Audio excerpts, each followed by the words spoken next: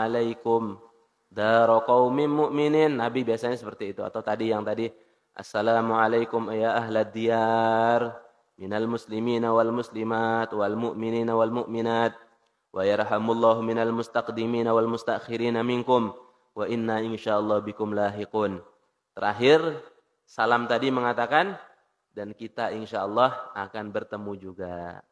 Jadi kita ini ketika wafat nanti kita pun akan dipertemukan dengan mereka-mereka yang telah wafat.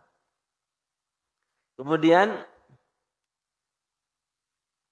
fadzakara dan disebutkan annaha bahwasanya wanita tadi ajabathu menjawab pertanyaan Nabi qummal masjidi yaitu membersihkan masjid. Wa hadza mursalan. Hadis ini hadis mursal.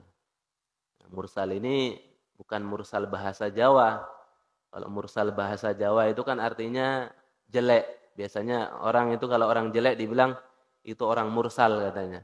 Nah, kalau mursal di sini hadis ini adalah jadi ada hadis itu seorang tabi'in meriwayatkan hadis, dia tidak menyebutkan sahabat siapa yang meriwayatkan hadis. Jadi hadis itu kan sebuah kejadian atau sebuah perkataan Nabi kemudian diriwayatkan oleh para sahabat, kemudian setelah itu disampaikan kepada para tabi'in.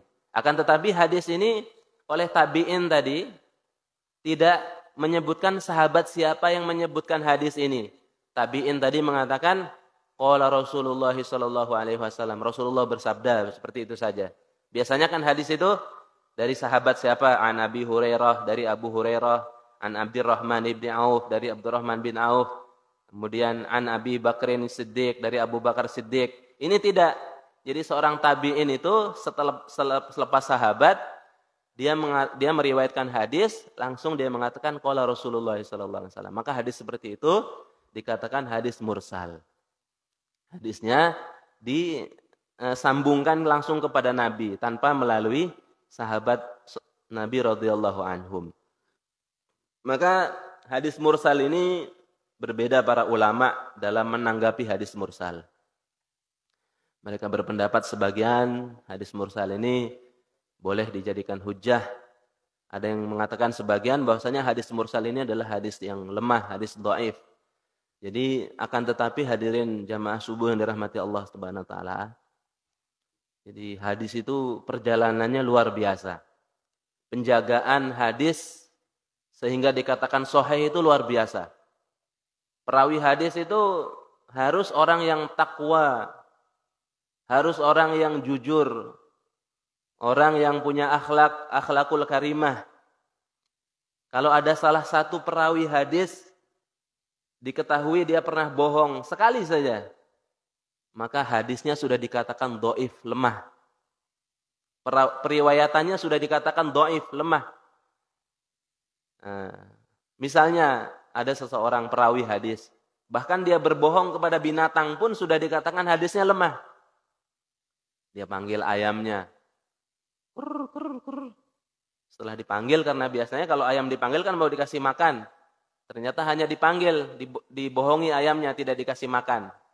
Nah, dia telah membohongi binatang, ayamnya tadi. Maka orang seperti itu dalam periwayatan hadis sudah dikatakan hadisnya itu dhaif, lemah.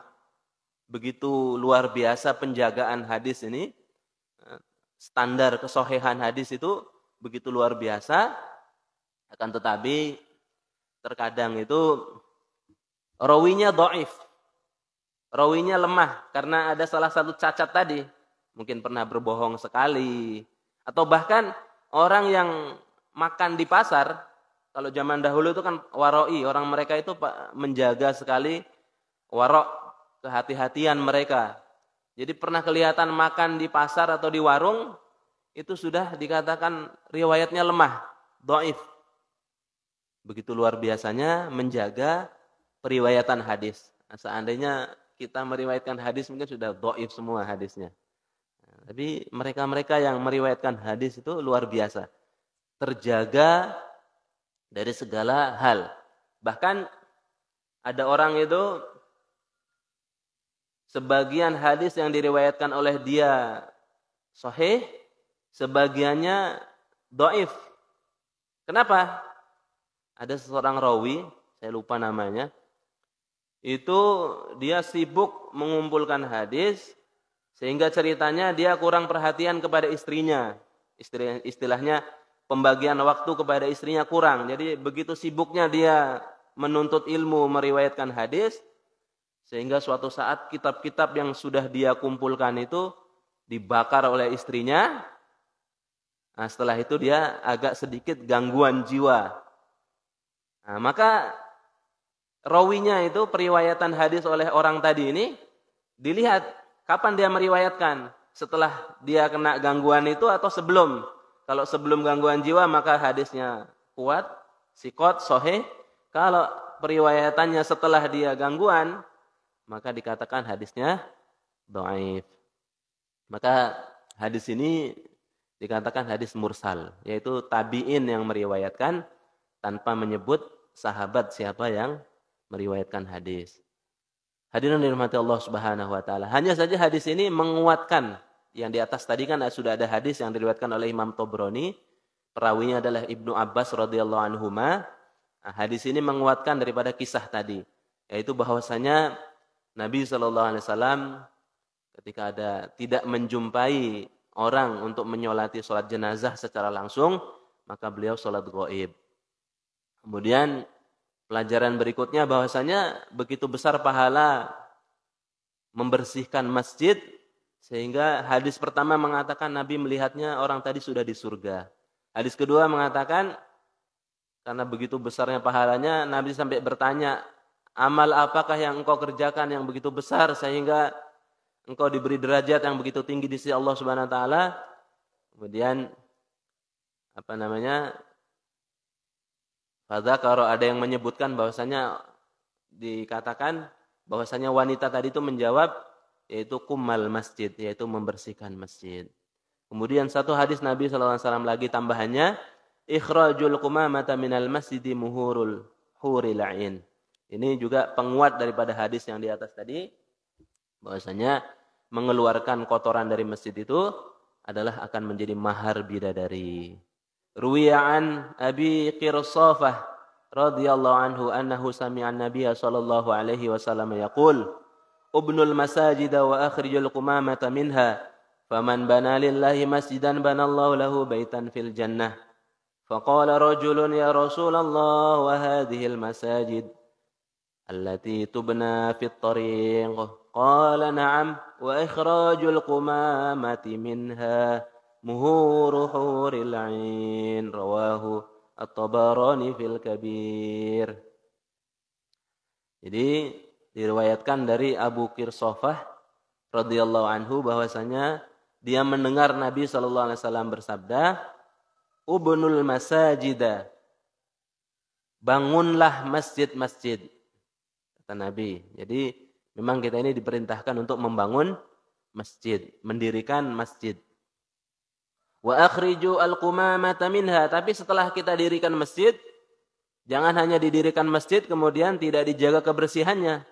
Wa akhriju al-qumamata minha, keluarkan kotoran-kotoran dari masjid atau bersihkan masjid, sapu masjid.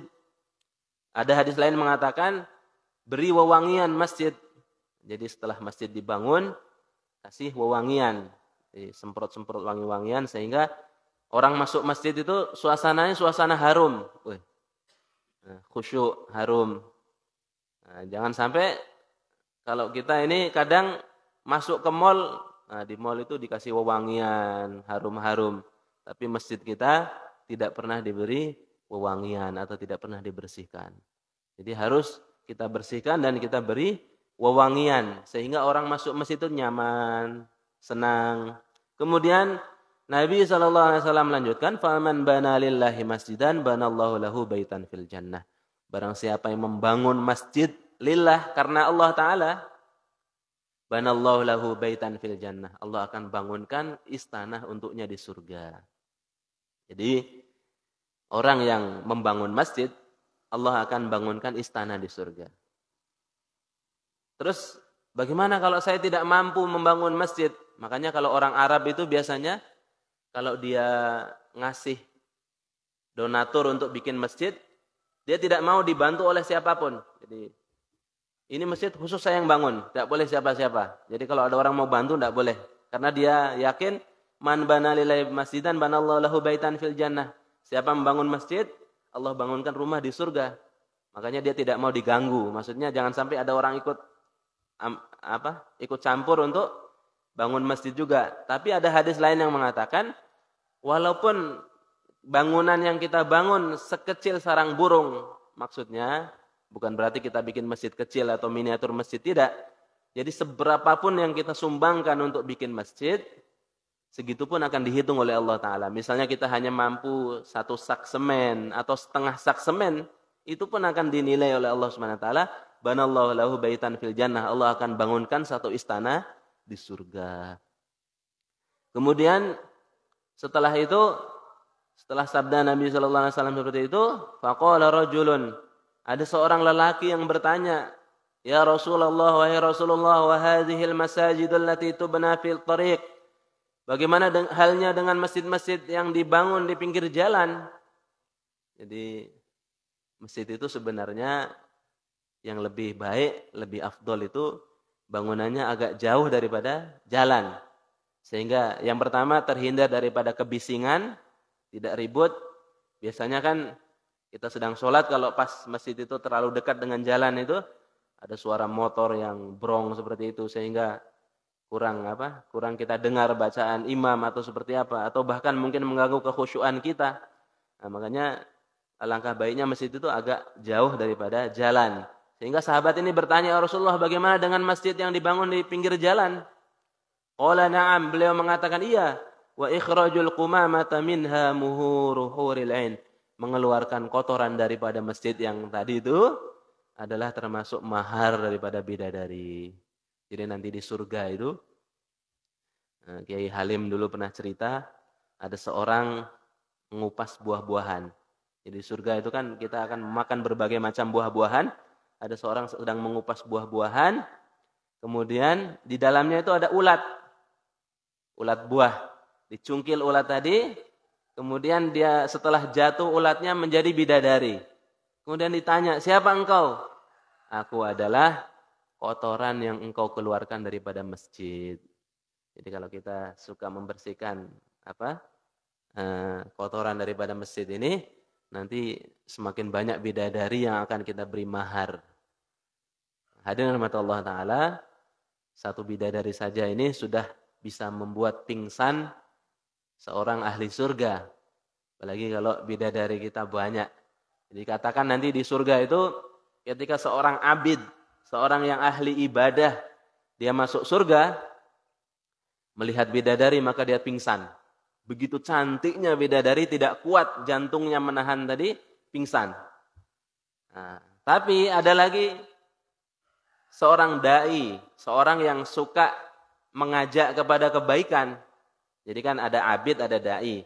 Kalau abid itu dia ibadah untuk dirinya sendiri, dia tidak memikirkan tetangganya, keluarga-keluarga dekatnya. Walaupun mereka tidak ibadah, pokoknya dia ibadah sendiri. Itu abid, ahli ibadah. Tapi kalau dai, selain dia ibadah, dia pikirkan orang lain. Maka ketika dia masuk surga, maka bidadarinya yang pingsan. Begitu tampannya seorang dai, sehingga bidadari melihat dai tadi, dia terpingsan-pingsan. Wallahu ta'ala alam. Jamaah subuh yang dirahmati Allah Ta'ala, demikianlah beberapa hadis tentang pentingnya kita membangun dan membersihkan masjid.